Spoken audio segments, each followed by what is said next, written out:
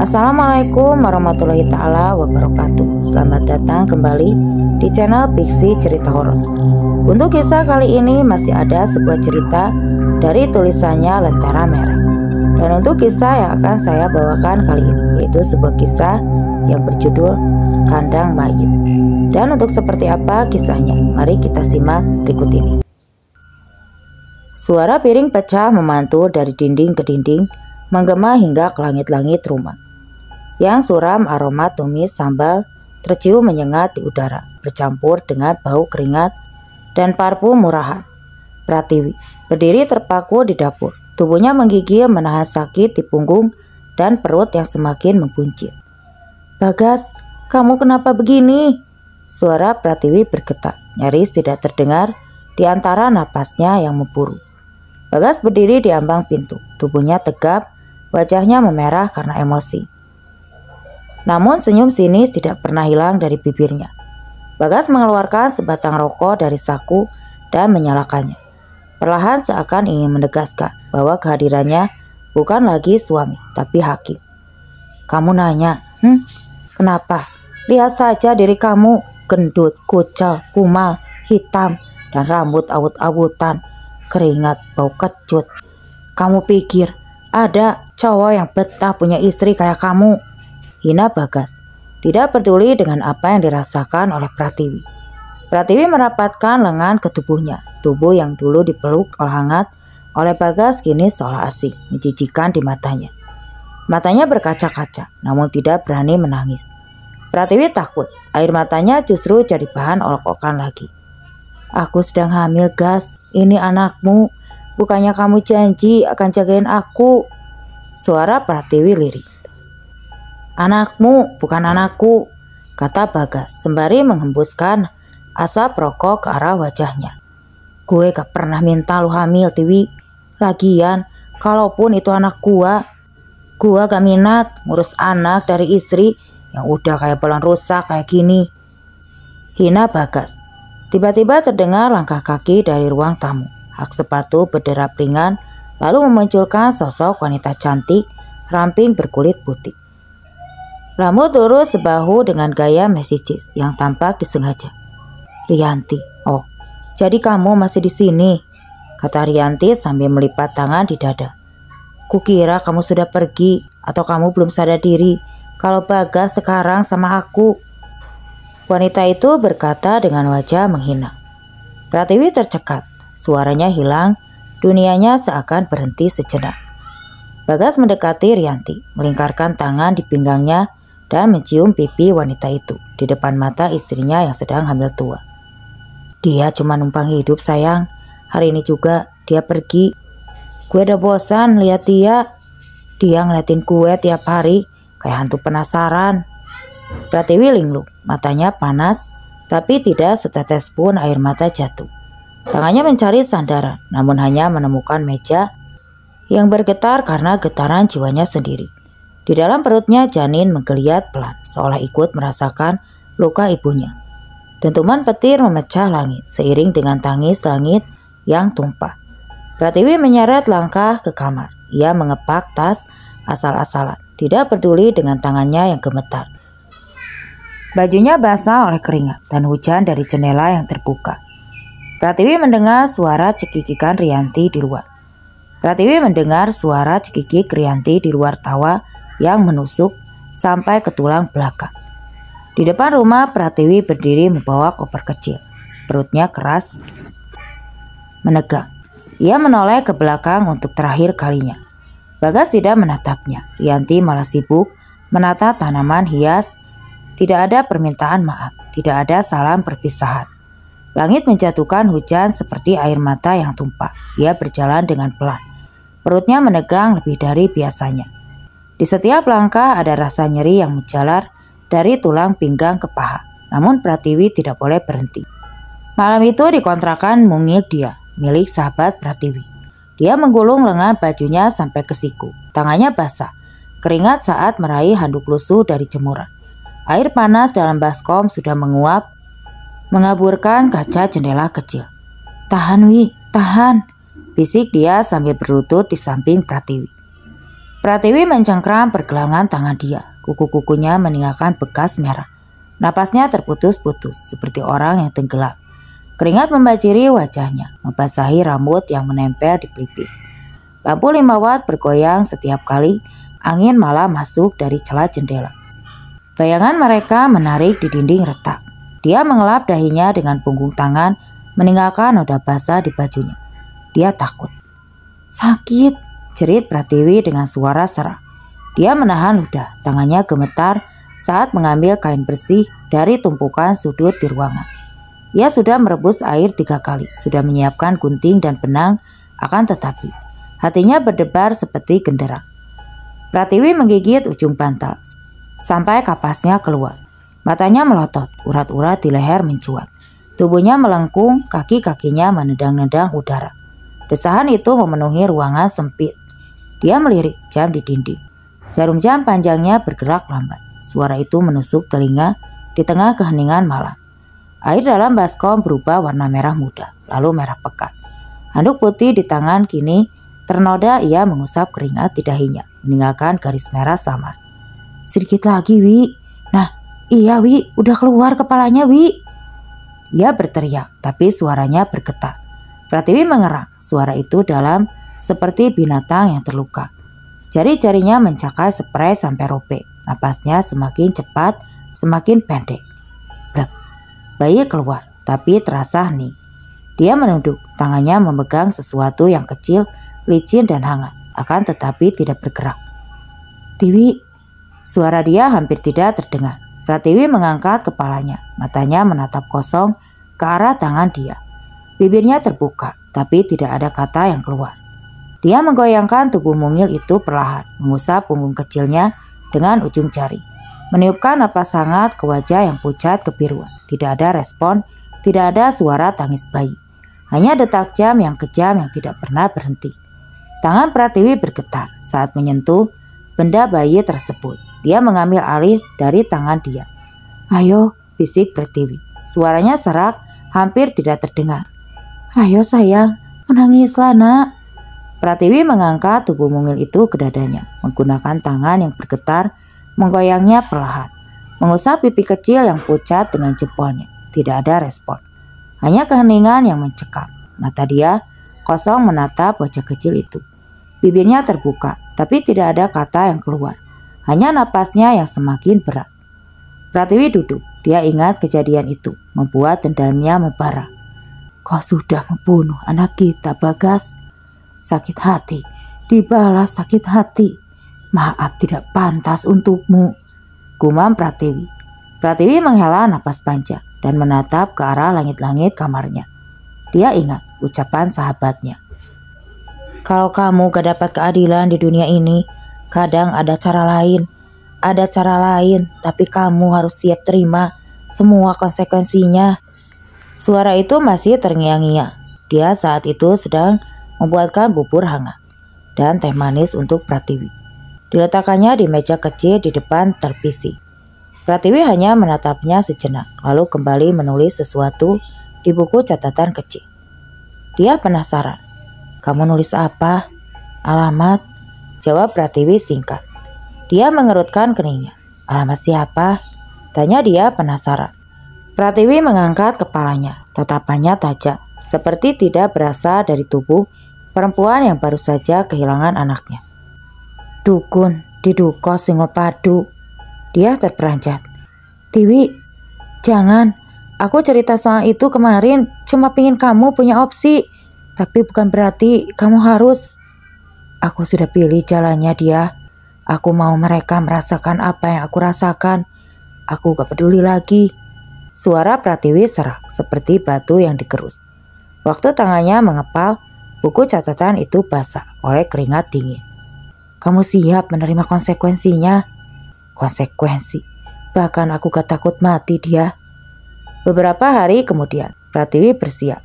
Ia mengenakan jilbab hitam panjang dan sepatu cat usang. Di tasnya sebotol minyak misik hitam yang ia beli di toko herba. Botol Bagas yang ia temukan di laci dan benang merah hitam yang ia ikat sendiri malam tadi. Dengan membaca doa dari buku tua milik neneknya, Dia mengantar Pratiwi ke terminal. "Hati-hati ya, apapun, aku tetaplah sahabatmu," seru dia. Pratiwi menganggukkan kepalanya dan masuk ke dalam bis. "Pak, desa Singopadu ya." Pratiwi duduk di kursi bis yang sudah usang. "Singopadu itu desa tua, jalannya sempit, angkotnya cuma sampai gerbang," kata sopir angkot. "Mbak yakin mau turun di sana?" Sang sopir memastikan. "Iya," jawab Pratiwi singkat. Jendela dibuka, angin sore menyentuh wajahnya. Bau karet terbakar dari jalanan, suara klakson yang bersautan, semua terdengar jauh. Ia hanya memikirkan satu hal, dendam. Cahaya senja menyapu gerbang bambu yang miring. Pratiwi menggenggam tas kainnya lebih erat ketika melangkah masuk. Cabang-cabang beringin saling berjalan di atas kepala, nyaring cahaya terakhir hingga cahaya serpihan emas yang jauh ke tanah. Daun-daun kering berdesir di bawah sepatu Pratiwi. Napas Pratiwi tertahan, udara terasa berat di tenggorokannya seperti menghirup abu yang sudah lama mengendap, bercampur tanah becek. Setelah hujan dan manis kenanga yang terlalu pekat. Kuk, kuk. Pratiwi menoleh ke kiri dan ke kanan, tidak ada yang bergerak. Tapi suara itu datang lagi lebih dekat. Rumah di ujung jalan tampak seperti tengkorak yang menganga. Papan-papan kayunya menghitam, bergaris-garis seperti bekas cakar. Kain compang-camping menutupi jendela, bergerak-gerak meski tidak ada angin di teras. Sosok itu duduk, tidak bergerak. Sanggul tinggi di kepalanya rapi sekali, terlalu rapi untuk tempat terpencil seperti ini. Tangannya terlipat di pangkuan kurus sampai tulang terlihat. Pratiwi bergerak selangkah dan mata itu langsung menoleh, menatap lurus tanpa berkedip. Seolah sudah menunggu. Tas di tangan Pratiwi gemetar.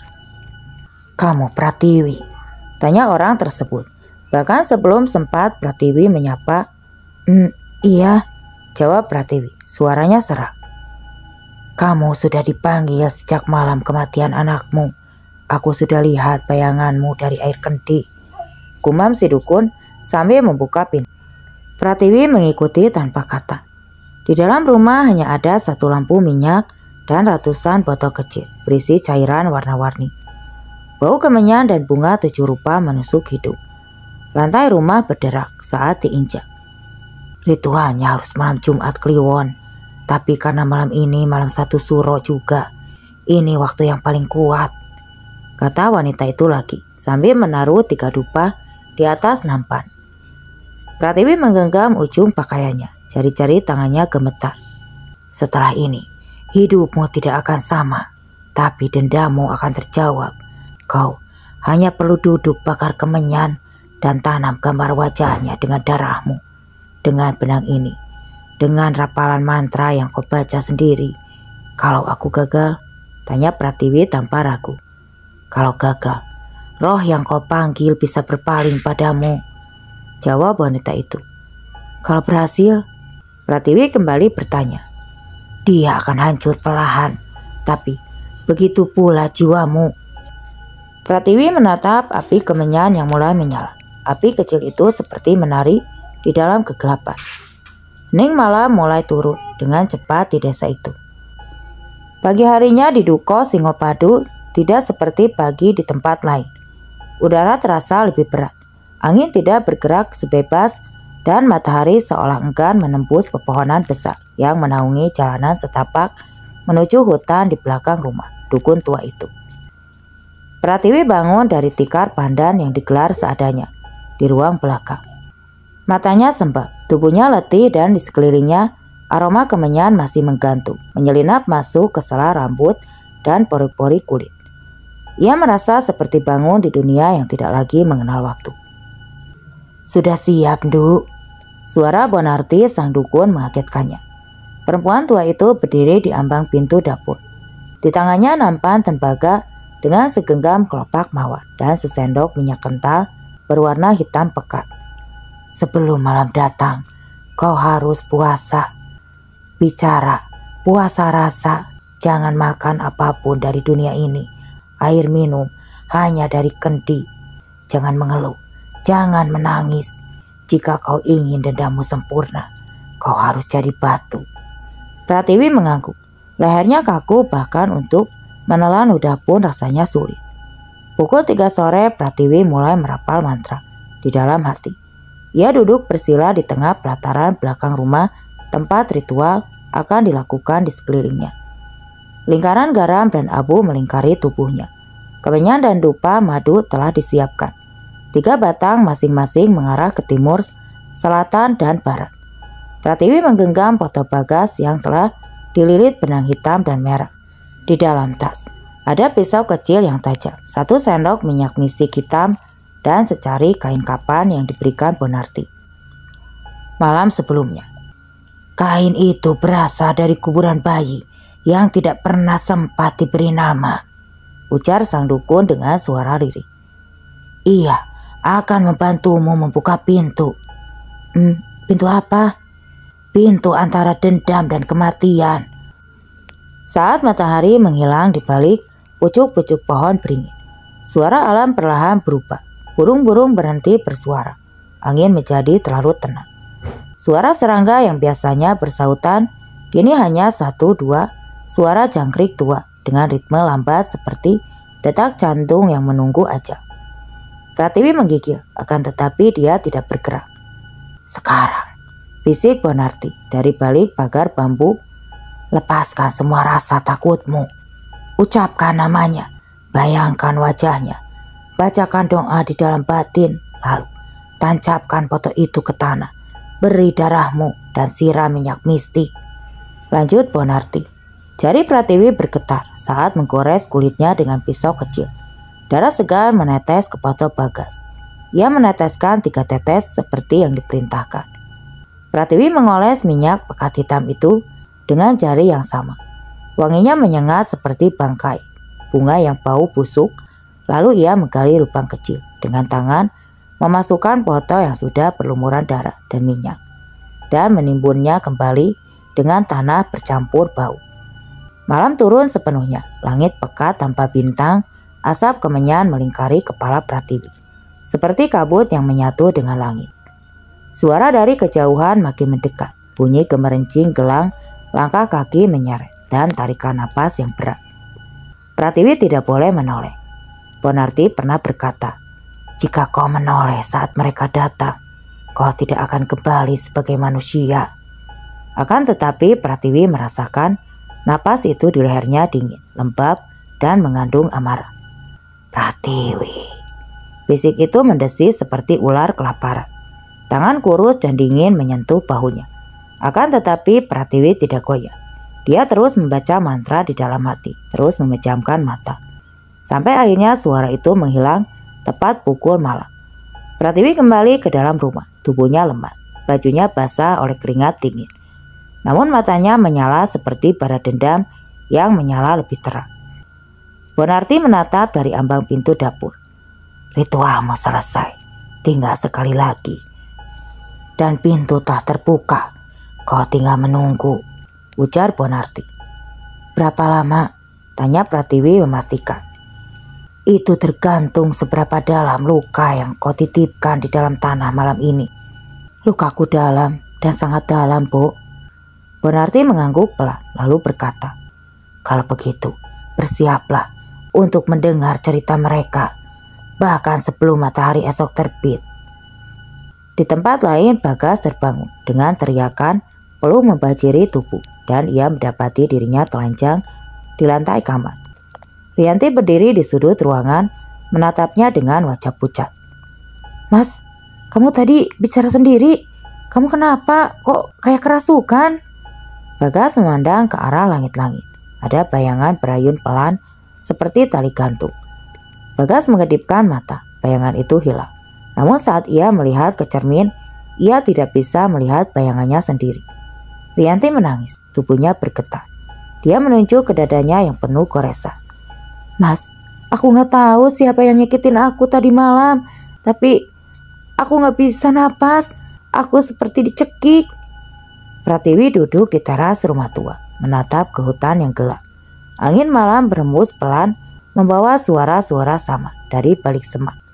Dia tidak tahu apakah dirinya mulai berhalusinasi, akan tetapi entah mengapa di tengah dinginnya udara, Dadanya terasa hangat seperti anaknya yang sedang memeluknya dari balik perut yang tidak lagi membuncit. Sudah nak, ibu sudah menuntut mereka. Pratiwi telah berpuasa sejak pagi, tidak makan, tidak bicara, tidak menangis sejak matahari menyentuh ubun-ubun hingga langit berubah kelam. Ia duduk bersila di ruang dalam, dibalut kain putih yang diberikan Bonarti. Mata Pratiwi tampak kosong, tapi tajam seperti mata yang telah mengubur semua rasa takut di liang paling dalam di hatinya. Sudah siap? Tanya Bonarti lirih. Tapi terdengar berat seperti suara dari dalam tanah. Pratiwi mengangguk. Ia merapalkan mantra, terus memantrai bibirnya komat-kamit, membaca doa yang diajarkan. Doa yang katanya hanya bisikan dari generasi-generasi. Dukun pelaku kandang mayit. Pukul 23.45. Saat itu Bonarti memimpin perjalanan kecil. Itu mereka berlarian kaki menuju sebuah makam tua yang disebut warga sebagai kandang mayit. Tanah makam yang sudah tidak terpakai dikelilingi pagar besi karatan. Di tengah hutan kecil, tidak ada yang berani lewat ke sana, apalagi malam satu suro seperti ini. Namun malam itu kaki Pratiwi melangkah mantap. Ia membawa kendi berisi air 7 sumber, 3 batang dupa, 7 kemenyan madu, botol bagas yang telah dilumuri darah dan minyak misik. Segumpal rambut yang ia ambil dari Ranti saat ia masih tinggal bersama mereka, dan kain kapan kecil dari Bonarti. Mereka berdua tiba di pintu gerbang kandang mayit tepat pukul jam 12 malam. Tanah bergetar pelan, bukan gempa, tapi seperti jantung bumi berdetak untuk sesuatu yang tidak terlihat. Kamu harus sendiri dari sini, kata Bonarti. Aku akan menunggu di batas tanah keramat. Tapi kalau kamu ingin menuntut keadilan dari arwah yang pernah disia-siakan, kamu harus sendiri, karena dendam itu milikmu, bukan milikku. Pratiwi menganggukkan kepalanya. Dia pun masuk ke makam itu. Sepi, tidak ada suara jangkrik dan tidak ada angin. Akan tetapi ada sesuatu yang mengawasinya dari balik nisan-nisan tua. Sesuatu yang menahan napas bersama dengan langkahnya. Di tengah tanah keramat itu ada suatu gundukan yang lebih tinggi. Katanya disitulah bayi-bayi yang dibuang dikubur diam-diam. Pratiwi duduk di sana, di atas tanah kematian yang menyerap segala kesedihan dunia. Dia menyalakan kemenyan dan dupa. Asap mengepul perlahan berputar seperti kabut lembut. Akan tetapi di dalam asap itu, Pratiwi mulai melihat wajah Bagas tertawa meremehkan. Wajah Rianti mengejek dan menginjak-injak harga dirinya, serta wajah bayi kecilnya yang tidak sempat menangis. Tubuh Pratiwi mulai menggigil, akan tetapi ia tidak lari. Pratiwi mengambil patok Bagas, diikat dengan rambut Rianti. Lilitan benang hitam dan merah memperkuat ikatan. Dia kembali menusuk jarinya, kini dengan paku kecil. Lalu menetesi darah segar di sudut-sudut patok. Bau anyir langsung menyatu dengan tanah. Dia mencium patok itu. Aku kirimkan ini padamu Bagas, bersiaplah. Lalu Pratiwi menguburnya di dalam lubang kecil.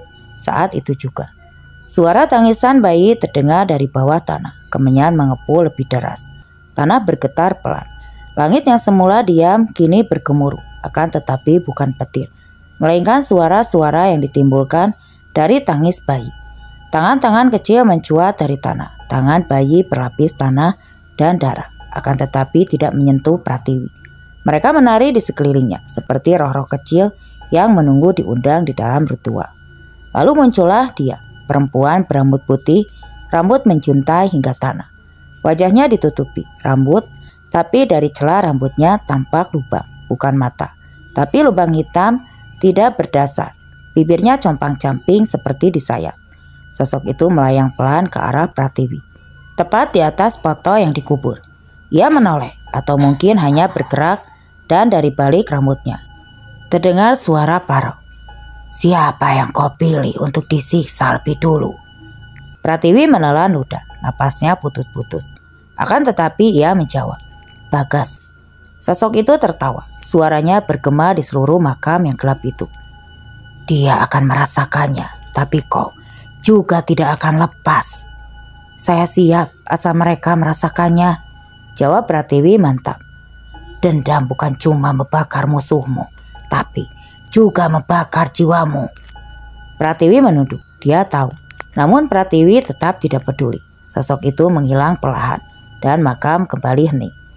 Namun saat Pratiwi menoleh ke belakang, tanah tempat ia duduk telah berubah menjadi kubangan darah.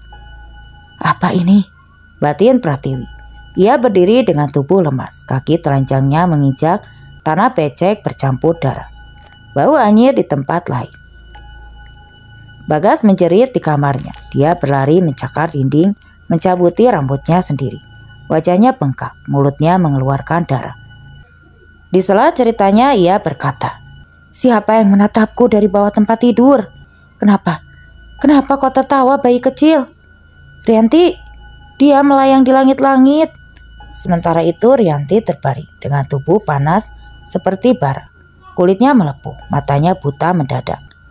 Rianti terus berkata, jangan bakar aku, jangan bakar aku.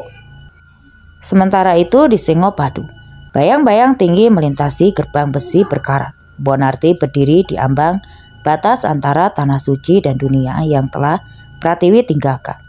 Kaki telanjangnya menginjak rerumputan liar yang tumbuh di sela-sela batu nisan kuno. Malam hening hanya dipecah oleh bunyi langkah kaki yang terseret lemah di atas kerikil. Pratiwi muncul dari kegelapan, sosoknya linglung seperti daun yang hampir copot dari dahan. Cahaya bulan menyorot wajahnya, tetesan bening bercampur dengan suara yang lebih gelap, mengalir dari pelipis ke dagu menetes ke tanah yang sudah terlalu banyak menyerap rahasia. Mata Bonarti berkedip sekali, bibir tipisnya bergerak, hampir tidak bersuara. Sudah, Pratiwi mengangkat kepala. Sudah, suara Pratiwi parau seperti dedaunan kering yang diinjak. Dia mulai menderita. Di kejauhan seekor burung hantu melolong. Angin malam bertiup membawa aroma tanah basah dan sesuatu yang mulai membusuk. Sementara itu Bagas tidak bisa tidur. Sejak malam itu matanya merah. Kelopak matanya menggantung berat tapi tubuhnya menolak terpejam. Ada apa ini? Keluhnya. Terdengar beberapa kali dari mulutnya. Ruang kamarnya terasa aneh, seperti menyusut. Setiap jam dinding yang biasanya putih kini tampak kekuningan. Mengelupas seperti kulit ular yang lama tidak berganti.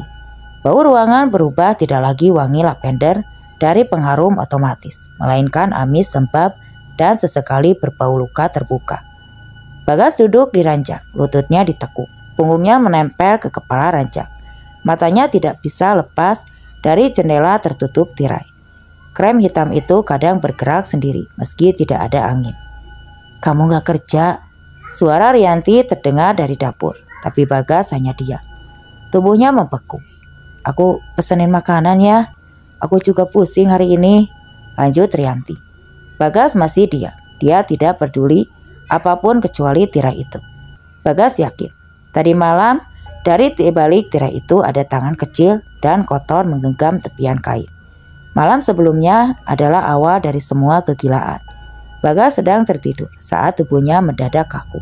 Napasnya tercekat. Ia sadar sepenuhnya tapi tidak bisa menggerakkan tangan atau mulutnya. Ia hanya bisa mengedip dan saat Bagas mengedipkan mata, sosok itu sudah berdiri di ujung ranjangnya. Seorang anak bertelanjang dada. Kulitnya membiru, matanya kosong dan di perutnya ada luka menganga. Dari dada sampai ke pusar mengeluarkan suara tetesan. Bagas tahu itu bukan air, melainkan darah. Anak itu membuka mulutnya dan dari tenggorokannya terdengar gamelan. Telinganya berdetak ngeri oleh tangis memekik tersebut dan mata anak itu memerah melotot. Sampai Bagas memekik, namun tidak ada suara keluar dari mulutnya. Bagas terbangun dan celananya basah oleh air seni saking takutnya. Tubuhnya menggigil luar biasa. Kini pagi telah datang. Akan tetapi tidak ada terang, langit kelabu, awan hitam pekat, dan entah kenapa semua tanaman di teras mati bersamaan. Mas, kamu kenapa sih? Mukamu pucat, matamu cekung, ngomong juga enggak. Aku jadi khawatir kan mas? Bagas baru mau membuka mulut, akan tetapi bukan suara yang keluar, melain muntahan lendir kehitaman berbau seperti bangkai kucing seminggu. Rianti berteriak. Meninggalkan tempat makan, Bagas menatap cairan itu di dalamnya. Ada sehelai rambut panjang dan putih, dan rambut itu bergerak. Hari berikutnya Bagas mulai merasakan nyeri aneh di selangkangannya. Awalnya seperti gigitan nyamuk, akan tetapi semakin malam semakin panas seperti terbakar dari dalam. Ia menggaruknya, tapi kulitnya tidak memerah, melainkan membiru kehitaman. Sakit, sakit, jerit Bagas. Keesokan harinya Bagas memutuskan untuk pergi ke dokter. Dokter berkata tidak apa-apa, tes darah normal, tes urin normal. Akan tetapi rasa panas itu semakin menjadi. Bagas sampai tidak bisa memakai celana dalam. Ia tidak bisa duduk lebih dari 10 menit. Ia tidak bisa tidur dan setiap malam ia mendengar suara tangisan bayi dari balik dinding. Tangisan itu bukan dari luar, namun dari dalam tubuhnya. Sementara itu Rianti juga mulai diganggu. Ia sedang mandi saat tiba-tiba cermin kamar mandi retak sendiri. Kaca di permukaannya terbentuk kabut dan dari kabut itu muncul sosok menyeramkan. Ia lihat dengan jelas sosok perempuan berdiri di ambang pintu kamar. Rambutnya panjang, mengenakan dasar putih. Wajahnya datar, tapi dari lubang matanya kosong dan mulutnya menyeringai hingga ke telinga. "Tolong!" Rianti menjerit. Ia keluar dari kamar mandi hanya dengan handuk saat membuka pintu. Bleng, Rianti pingsan. Keesokan harinya mereka mencari orang pintar dan datang ke seorang ustadz di pinggir kota. Ustadz hanya memandang keduanya lama lalu berkata, "Kalian menyakiti wanita yang sedang mengandung. Kalian menghancurkan dia. Apa yang kalian alami saat ini adalah hukum tabur tuai," jawab Ustadz tersebut. Rianti menggenggam tangan Bagas. "Pak Ustadz, tolong bantu. Apapun kami mau tobat." Ustadz menggeleng. "Maaf, yang menyentuh ilmu ini bukan urusan manusia biasa. Kalian harus cari dia. Minta maaflah sebelum tubuh kalian ditelan dendam itu selamanya." Bagas tidak percaya. "Tiwi sialan, dia cuma mau kita takut. Dia tidak akan dapat permintaan maafku. Mana bisa, dia kirim santet kayak begitu." Bagas tetap egois, keras kepala. Padahal tubuhnya sudah mulai menunjukkan tanda kegilaan. Ia bicara sendiri di depan cermin, membenturkan kepalanya ke tembok dan berkata, "Kamu gak akan boleh masuk lagi ke tubuhku." Di malam ketiga, tubuhnya menggigil seperti disetrum. Kelaminnya membesar, membiru, lalu mengeluarkan cairan berwarna darah. Rianti berteriak sepanjang malam, semakin takut pada Bagas. Mereka berpindah-pindah tempat. Dukun dari Jawa Timur, dari Banten, dari Lombok, semua memberi jawaban yang sama. "Kalau kalian tidak meminta maaf langsung, arwah itu tidak akan pergi. Ritualnya dipimpin oleh kandang mayit. Itu bukan sembarang santet." Bagas mulai panik, akan tetapi sudah terlambat. Di hari keempat ia keluar dari rumah dalam keadaan telanjang.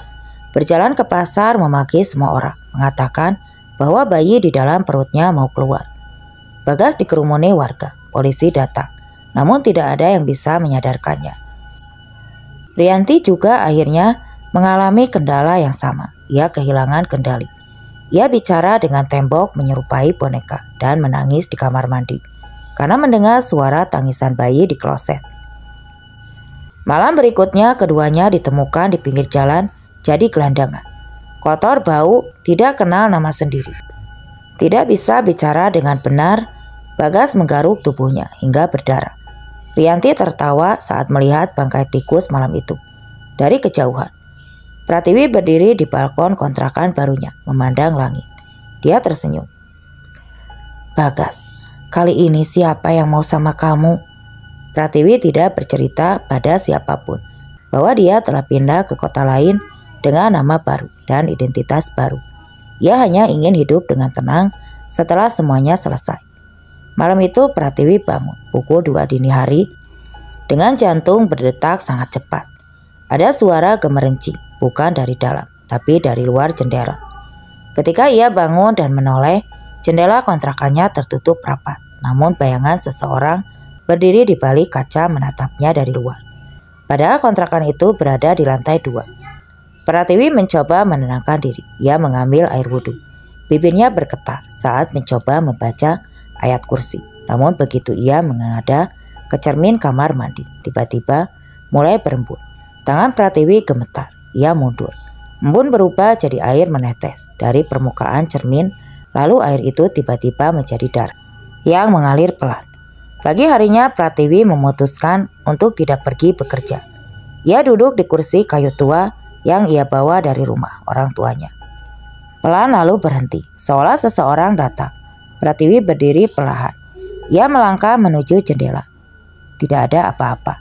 Namun begitu ia menutup, tirai suara tangis bayi melengking, meledak dari dalam kepalanya. Pratiwi menjerit, menutup telinga. Suara itu seperti tangan masuk ke telinga, meremas otaknya. Gendang telinganya panas, ia terjatuh mengerang di lantai. Dia, sahabat Pratiwi, datang menjenguk setelah ditelepon beberapa kali, tanpa menjawab. "Tiwi, kamu kenapa? Astaga, rumahmu bau kemenyan." Pratiwi hanya tersenyum lemah. "Aku sudah menang dia, tapi mungkin aku juga kalah," seloroh Pratiwi. "Ngomong apa sih kamu? Kamu kenapa pucat banget? Badanmu dingin. Dan ini apa?" tanya dia sambil melihat benang merah hitam di bawah sejadah Pratiwi. Pratiwi menggenggam tangan sahabatnya. "Aku sudah bisa merasakan anakku sekarang. Dia sering datang. Dia mundur." "Apa maksudmu?" "Dia duduk di sudut ruangan itu. Dia melambai ke aku semalam. Tapi matanya bukan mata manusia." Di malam harinya Pratiwi mimpi buruk. Ia berada di tengah makam yang sama. Namun kali ini bukan sebagai pelaku ritual. Dia tertanam, tubuhnya terikat kain kapan. Dari kejauhan anak kecil hitam menabur garam dan bunga 7 rupa ke atas tubuhnya. Sementara di sekelilingnya sosok-sosok tinggi besar berwajah kabur, berdiri melingkari, membaca mantra di dalam bahasa yang tidak ia mengerti. Pratiwi mencoba berteriak, tapi mulutnya dijahit.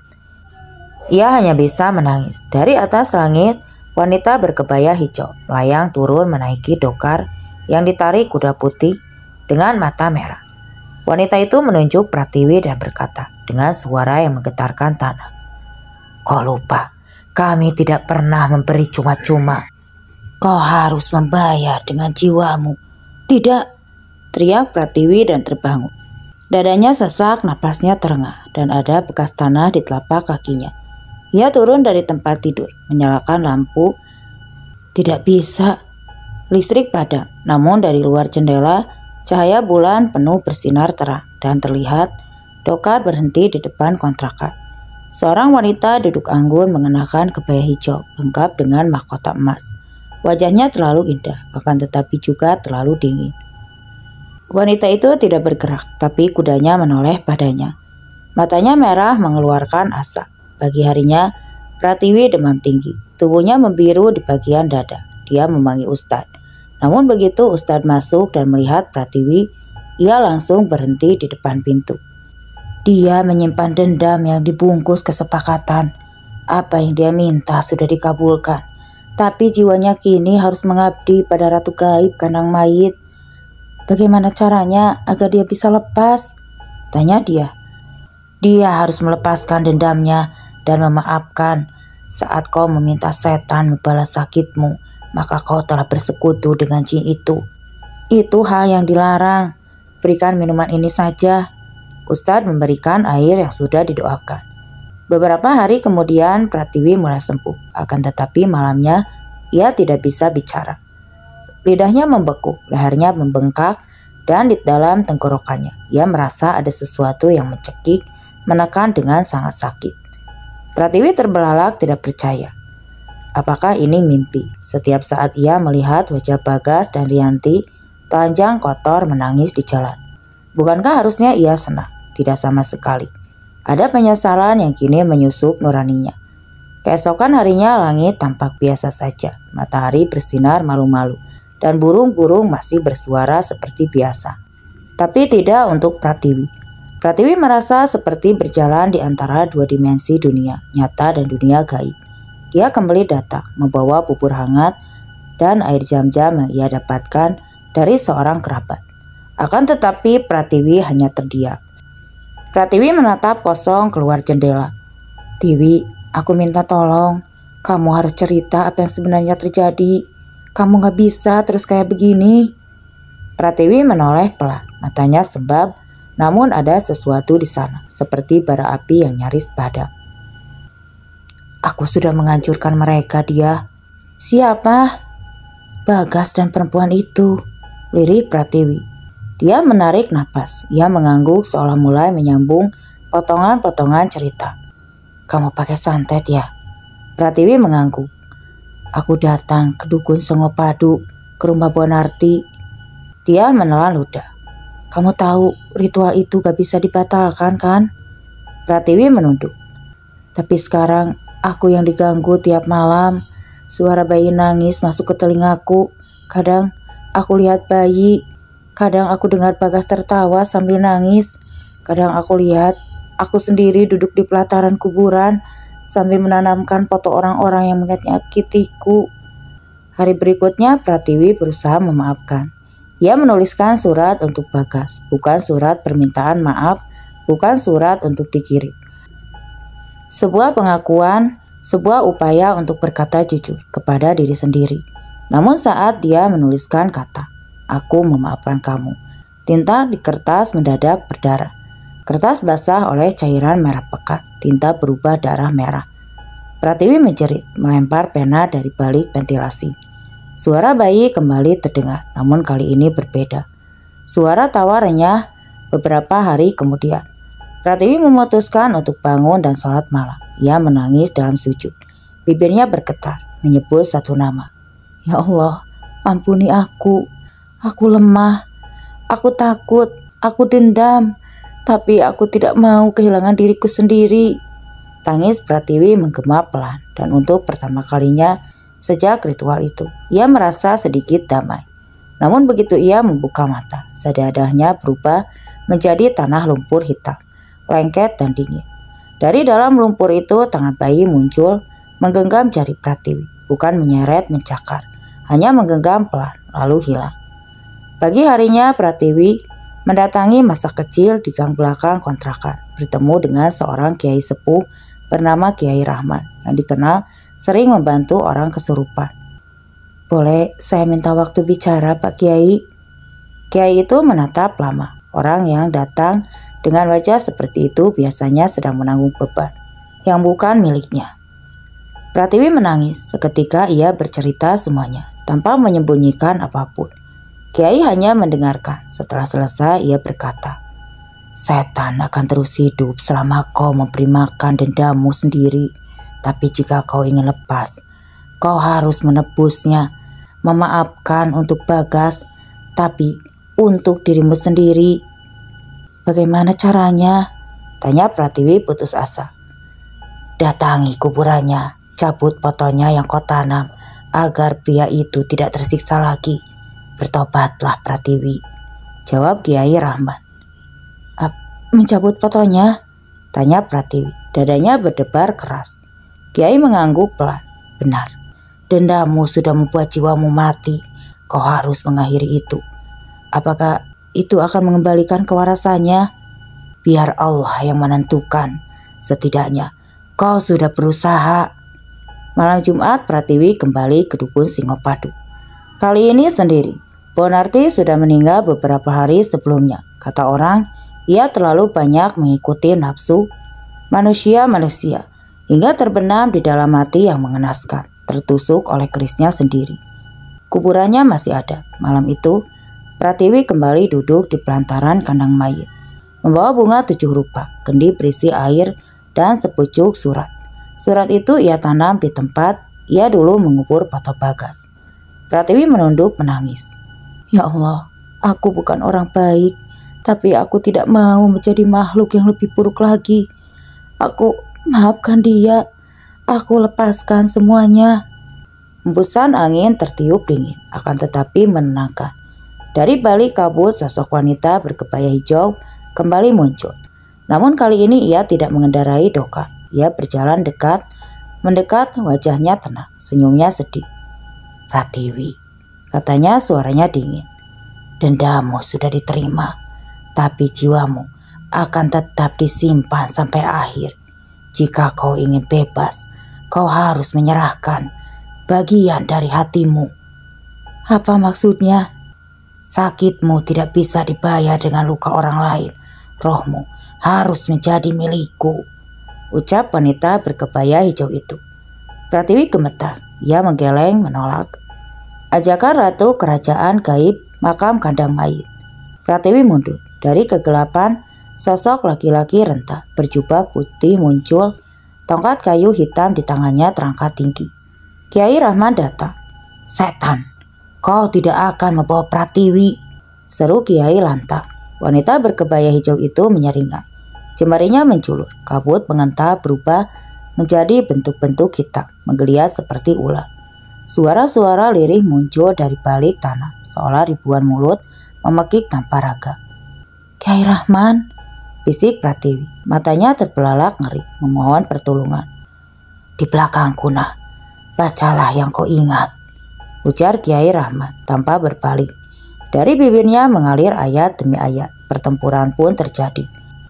Makhluk-makhluk menyerang dari segala arah, kabut membentuk, tangan-tangan mencengkram. Namun tongkat Kiai Rahman menyala setiap kali mengayun, menghantam kegelapan. Suara ayat yang dibacakan memekakan telinga makhluk-makhluk itu. Mereka melolong, asap hitam membumbung, mereka terbakar tanpa ampun. Sang ratu masih diam, dia berdiri tenang di antara kekacauan. Senyum tipisnya tidak pernah pudar, ia menatap Pratiwi yang gemetar. Cinta dendam, keduanya mengikat kau. Kau sudah menyerahkan hatimu saat kau membakar dendam itu. Maka kau adalah milikku. Kau adalah sekutuku Pratiwi. Itu perjanjian yang kau buat malam itu. Tidak, tidak. Pratiwi menyelamatkan diri. Kiai Rahman menjejak tongkatnya ke tanah.